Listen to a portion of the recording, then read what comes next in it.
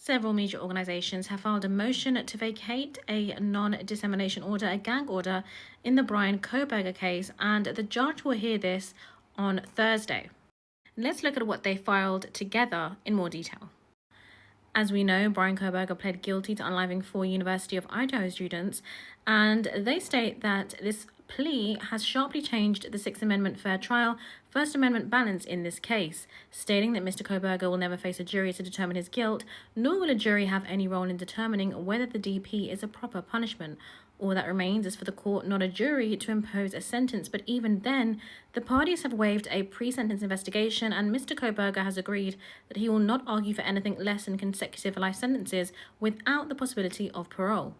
They continue that in the absence of this justification, the non-dissemination order's infringement on the First Amendment is impermissible. At the conclusion of the plea hearing, the state said only that it opposed the court's suggestion to discontinue the order because it would be easier for the parties in preparing for sentencing. This cannot justify the continued imposition on free speech. They argue that for the non-dissemination order to be valid, it must serve a legitimate government purpose that overrides the effects of the restriction on the media coalition's First Amendment rights.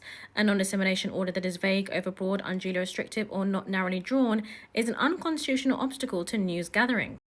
They continue by arguing that the non-dissemination order provides a singular justification for its restrictions to preserve the right to a fair trial. That justification no longer exists. Mr. Kohberger has pled guilty. He has waived his right to an appeal. Thus, there is no possible set of circumstances under which Mr. Kohberger will ever face a jury to determine his guilt or to determine whether the DP should be imposed. No trial will occur. Thus, there is no need to preserve Mr. Kohberger's right to a fair trial because he has already admitted guilt. They also argue that non-dissemination orders strip journalists of a crucial tool for informing the public and exercising their First Amendment rights.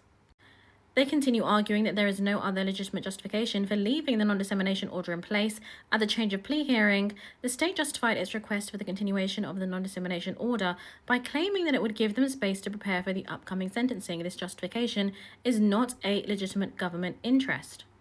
As always, let me know what you think in the comments below, and I'll keep you updated on this hearing, which is happening on Thursday.